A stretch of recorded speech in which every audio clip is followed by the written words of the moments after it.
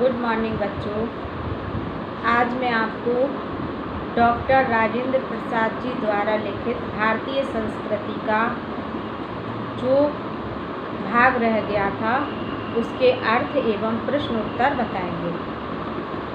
इसमें आपने भारतीय संस्कृति के बारे में जाना कि हमारे देश में विभिन्न प्रकार की भाषाएं, वेशभूषा, रहन सहन, खान पान एवं जीने का तरीका है। जीने के नियम भले ही अलग अलग हों, लेकिन सब में एक सत्यत्व की भावना है, सत्यता की भावना है।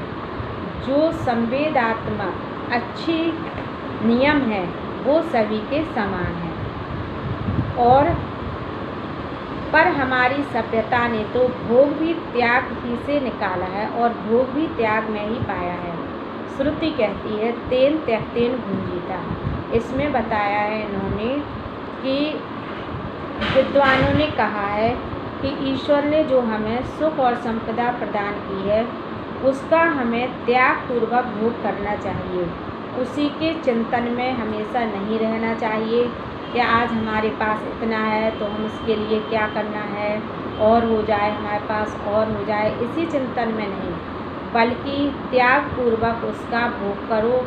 जितनी तुम्हें आवश्यकता है उतना रखो और अपने धन संपदा से, अपनी शक्ति से दूसरों की भी भलाई करो, दूसरों का भी सहयोग करो। इसी के द्वारा हम व्यक्ति के बीच का विरोध, व्यक्ति और समाज के बीच का विरोध, समाज और समाज के बीच का विरोध, देश और देश के बीच के विरोध को मिटाना चाहते हैं। किस माध्यम से?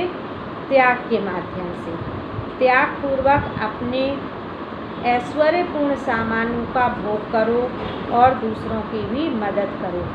जब हम कोई कर्म करें तो हमें हमेशा यह ध्यान रखना है कि हमारे कर्मों के माध्यम से किसी को कष्ट तो नहीं हो रहा है। अगर इस भावना को रखकर सभी लोग अपने अपने कर्तव्य का सत्यता से पालन करें तो निश्चित रूप से देश और देश के बीच का विरोध, समाज और समाज के बीच का विरोध समाप्त हो जाएगा और सभी के जीवन में खुशहाली आएगी। हमारी सारी नैतिक चेतना इसी तत्व से ओतप्रोत है। किस तत्व से? कि त्याग पूर्वक निस्वार्थ भाव से कर्म करना। इसीलिए हमने भिन्न भिन्न विचारधाराओं को स्वच्छंदता पूर्वक अपने अपने रास्ते बहने दिया। इसी भावना को देखते हुए लेखक ने कहा है कि हमारे यहाँ विभिन्नताएं दिखाई देती हैं और हम उन विभिन्नताओं को सहर्ष स्वीकार करते हैं, क्योंकि हमें पता है कि सब में सत्य की भावना, अमृत की भावना एक ही है। भिन्न भिन्न धर्मों और संप्रदायों को स्वतंत्रता पूर्वक पनपने दिया और भिन्न भिन्न भाषाओं को विकसित और प्रस्फुटित होने दिया। भिन्न भिन्न देशों के इस संस्कृतियों को अपने में मिलाया और अपने को उनमें मिलने दिया और देश तथा विदेश में एक सूत्रता तलवार के जोर पर नहीं बल्कि प्रेम और सौहार्द से स्थापित की। हमने दिलों को जीता है। इस प्रकार से हमारा भारत देश निराला है, क्योंकि यहाँ हिंसा से नहीं बल्कि प्रेम से एक दूसरे की मनों को जीता जाता है, एक दूसरे की भावनाओं की कद्र की जाती है, एक दूसरे के धर्म और संप्रदायों की भी कद्र की जाती है। दूसरों के हाथों और पैरों पर, घर और संपत्ति पर जबरदस्ती कब्जा नहीं किया, उनके हृदयों को जीता और इसी वजह से प्रभुत्व, जो चरित्र और चेतना का प्रभुत्व है, आज भी बहुत अंशों में कायम है। जब हम स्वयं उस चेतना को बहुत अंशों में भूल गए और भूलते जा रहे हैं, मतलब जो सत्य की भावना है उसको आज जो आधुनिक पीढ़ी है उसको भूल रही है, लेकिन फिर भी बहुत सत्यता आज भी लोगों के हृदय में कायम है। इसीलिए आज हमारा संसार निराला है। इसके प्रश्न हैं।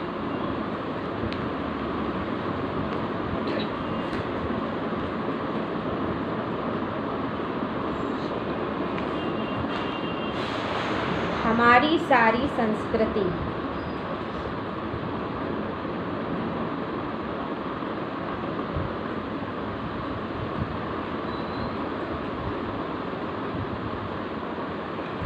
यहाँ से लेकर इसी तत्व से ओतप्रोत है। उपर्युक्त गद्यांश का संदर्भ लिखिए। प्रस्तुत गद्यांश हमारी पाठ्य पुस्तक हिंदी के भारतीय संस्कृति नामक शीर्षक से अवतरित है। इसके लेखक डॉक्टर राजेंद्र प्रसाद जी हैं। रेखांकित अंश की व्याख्या।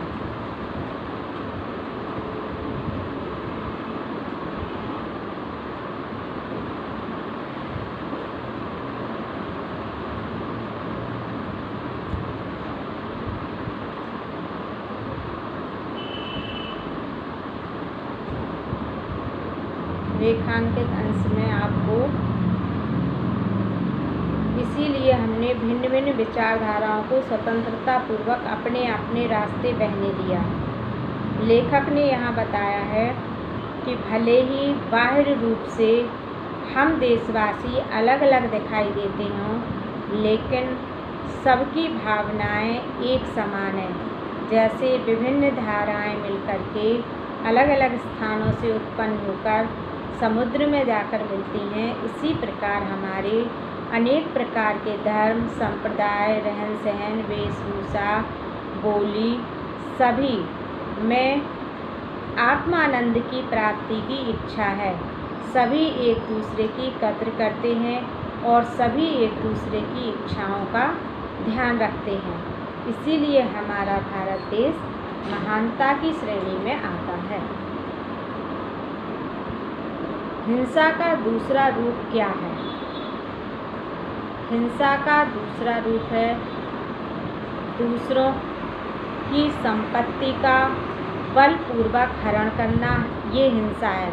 और हिंसा का दूसरा रूप है कि प्रेम द्वारा अहिंसक बन करके एक दूसरों के दिलों पर राज्य करना।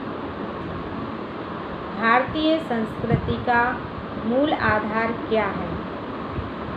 भारतीय संस्कृति का मूल आधार अनेकता में एकता है। अहिंसा का दूसरा नाम बताइए। अहिंसा का दूसरा नाम है परोपकार, प्राणियों पर दया करना और निस्वार्थ भाव और निष्काम भाव से अपने अपने कर्तव्य का सत्यता ईमानदारी पूर्वक पालन करना। तेन त्यक्तेन भुंजीता का क्या अर्थ है?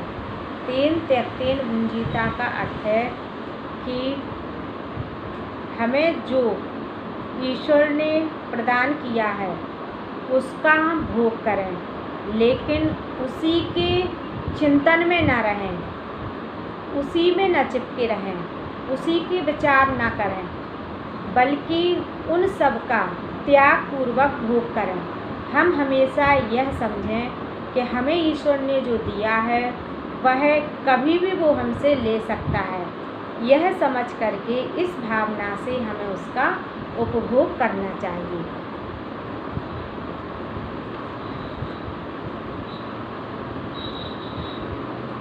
इसके बाद पद्यांश के अर्थ हैं।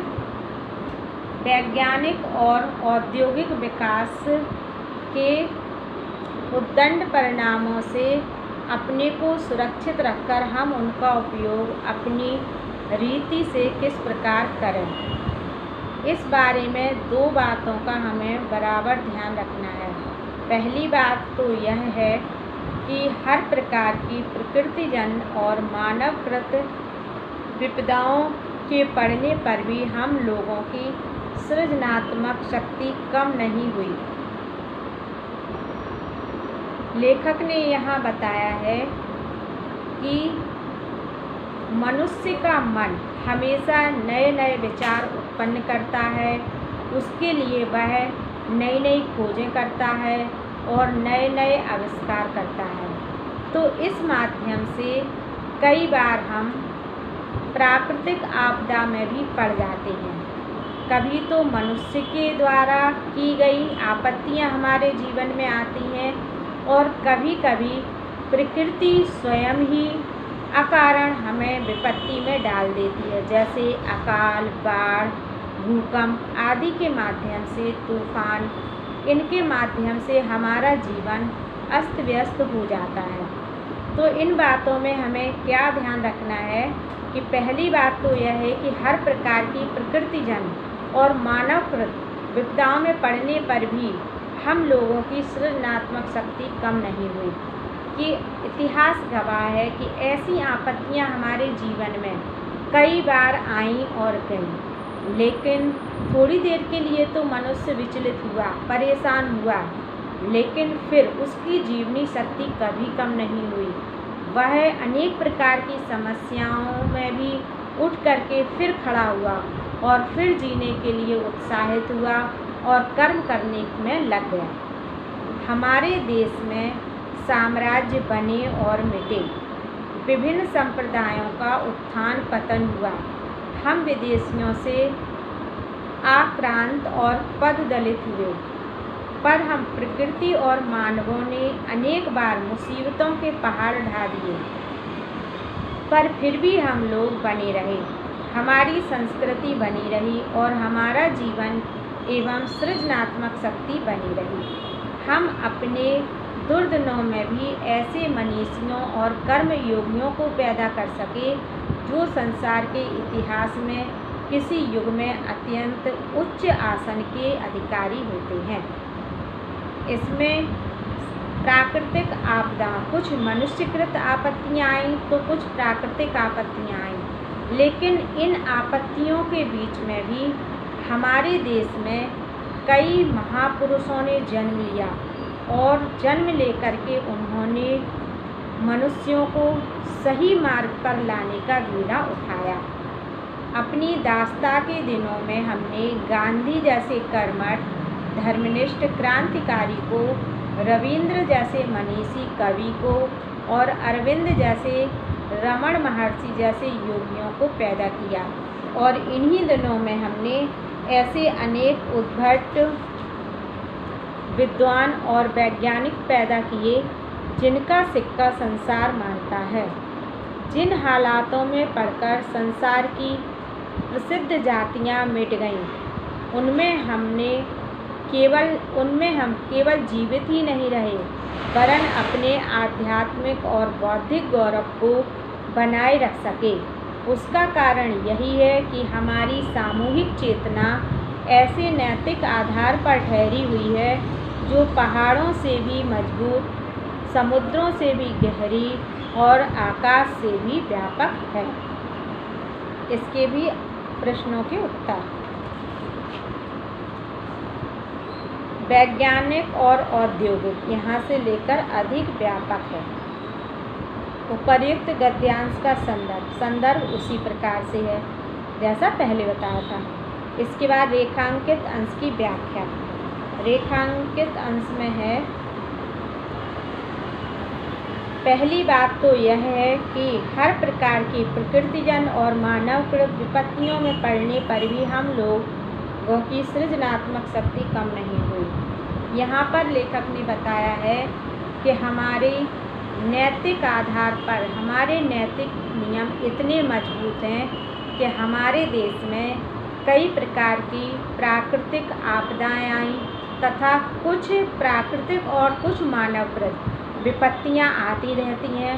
तो उन विपत्तियों में थोड़ी देर के लिए तो मनुष्य परेशान होता है, घबराता है, लेकिन पुनः उस अपनी जीवनी शक्ति को मजबूत करते हुए वह उठकर खड़ा हो जाता है और फिर से सृजनात्मक कार्यों में लग जाता है और अपने देश के उत्थान में लग जाता है। तो इस प्रकार से हमारे यहाँ जीने के जो नियम है, तरीका है, वो इतने मजबूत हैं, इतनी मजबूती से बनाए गए हैं कि किसी भी विषम परिस्थितियों में मनुष्य घबराता नहीं है और ना ही मृत्यु को प्राप्त होता है।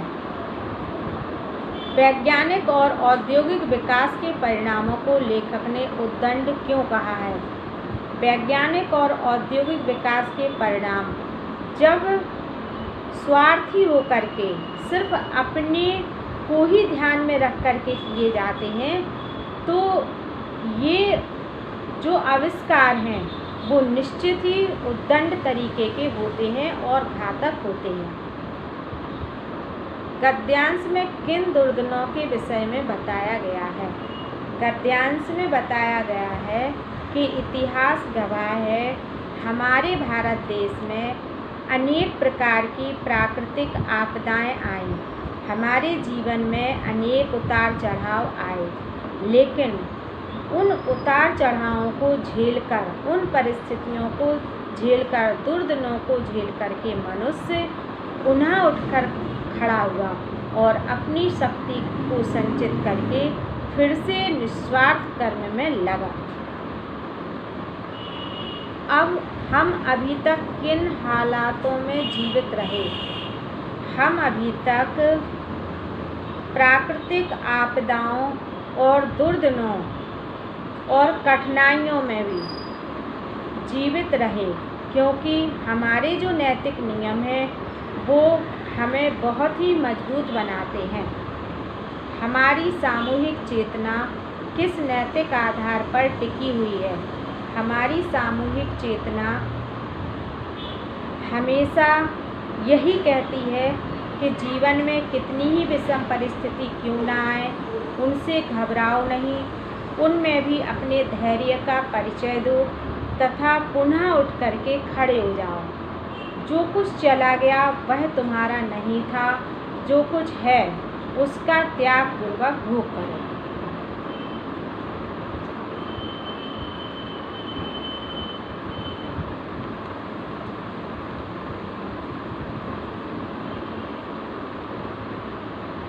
दूसरी बात है जो इस संबंध में विचारणीय है, वह यह है कि संस्कृति अथवा सामूहिक चेतना ही हमारे देश का प्राण है।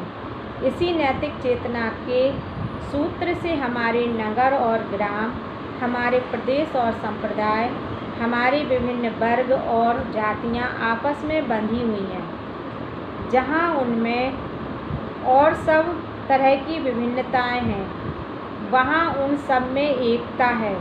इसी बात को ठीक तरह से पहचान लेने से बापू ने जनसाधारण को बुद्धिजीवियों के नेतृत्व में क्रांति करने के लिए तत्पर करने के लिए इसी नैतिक चेतना का सहारा लिया था। अहिंसा, सेवा और त्याग की बातों से जनसाधारण का हृदय इसीलिए आंदोलित हो उठा क्योंकि उन्हीं से तो वह शताब्दियों से प्रभावित और प्रेरित रहे हैं। जनसाधारण के हृदय में उनकी धड़कती चेतना को क्रांति की शक्ति बनाने में ही बापू की दूरदर्शिता थी और इसी में उनकी सफलता थी। हमारे नैतिक नियमों के आधार पर ही महात्मा गांधी जी ने विचार किया कि जो लोगों में शक्ति है वह व्यापक है। मनुष्य सबके हित के बारे में समझते हैं और देश के लिए तो वह मर मिटने के लिए तैयार हो जाएंगे। इसी आधार पर उन्होंने अहिंसा के मार्ग को अपनाया और विजय प्राप्त की थी।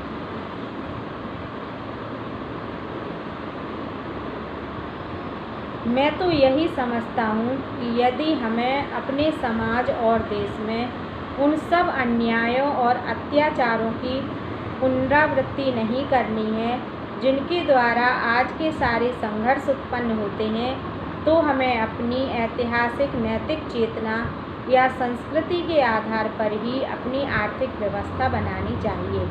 अगर हम चाहते हैं कि हमारे जीवन में, परिवार में, समाज में और देश में आपस में टकराव ना हो, तो हमेशा हमें जीवन जीने के तथा आर्थिक धनार्जन के ऐसे नियम बनाने चाहिए जिससे कि सबका भला हो, सभी अपने कर्तव्य का पालन सुचारू रूप से कर सकें, कोई एक दूसरे से टकराए नहीं, अर्थात उनके पीछे व्यक्तिगत लाभ और भोग की भावना प्रधान न होकर व्यक्तिगत त्याग और सामाजिक कल्याण की भावना प्रधान होनी चाहिए।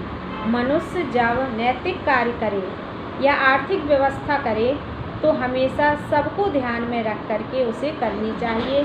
सिर्फ हमारा लाभ हो यह बात उसे कभी ध्यान में नहीं रखनी चाहिए, बल्कि सबका कल्याण होना उसका परम कर्तव्य है। हमारे प्रत्येक देशवासी को अपने सारे आर्थिक व्यापार उसी भावना से प्रेरित होकर करने चाहिए।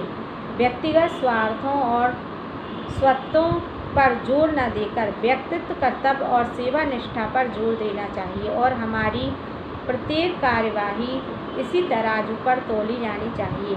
किसी भी क्रिया के पीछे जो भावना निहित होती है उसका बड़ा प्रभाव हुआ करता है और परिणाम भी। यद्यपि देखने में क्रिया का रूप एक ही क्यों न हो, एक छोटे से उदाहरण से यह बात स्पष्ट की जा सकती है। एक सम्मिलित परिवार है जिसका प्रत्येक व्यक्ति इस नैतिक भावना से काम करता है कि उसका कर्तव्य है कि सभी व्यक्तियों को अधिक से अधिक सुख पहुंचा सके और प्रत्येक व्यक्ति पूरी शक्ति लगाकर जितना भी उपार्जन कर सकता है करता है। सबका सामूहिक उपार्जन मान लीजिए एक रकम होती है, जिससे अधिक उपार्जन करने की शक्ति परिवार में नहीं है। उसी परिवार का प्रत्येक व्यक्ति इस भावना से काम करता है कि उसको अपने सुख के लिए अधिक से अधिक उपार्जन करना चाहिए और उपार्जन करता हो तब भी व्यक्तियों का सामूहिक उपार्जन उतना ही होगा जितना कि पहले था। इस स्थिति में और सामूहिक संपत्ति दोनों स्थितियों में बराबर होंगी और उसका बंटवारा कर दिया जाए तो प्रत्येक को बराबर सुख होगा। पर इन दोनों स्थितियों में बहुत बड़ा अंतर पड़ जाएगा। पहली स्थिति में संघर्ष का कोई भय नहीं है क्योंकि कोई केवल अपने लिए कुछ नहीं कर रहा है, और दूसरे में संघर्ष अनिवार्य है क्योंकि प्रत्येक अपने लिए ही कर रहा है। मतलब धनार्जन उतना ही होगा। स्वार्थ में निहित होकर अगर कर्म किया जाएगा तो वह कर्म अपना माना जाएगा और उसमें संघर्ष होगा, जबकि निस्वार्थ भाव से किया गया कर्म में कभी संघर्ष उत्पन्न नहीं होगा। हम समझते हैं कि हमारी संस्कृति का तकाजा है कि पहली स्थिति में हम अपने को लाएं, और यदि संसार का संघर्ष मिटाना है तो उसी भावना को सर्वमान्य बनाना होगा। तब तक ऐसा नहीं होता। संघर्ष चाहे वह व्यक्ति व्यक्ति के बीच का हो, चाहे देश देश के बीच का, वर्तमान रहेगा ही। धन्यवाद।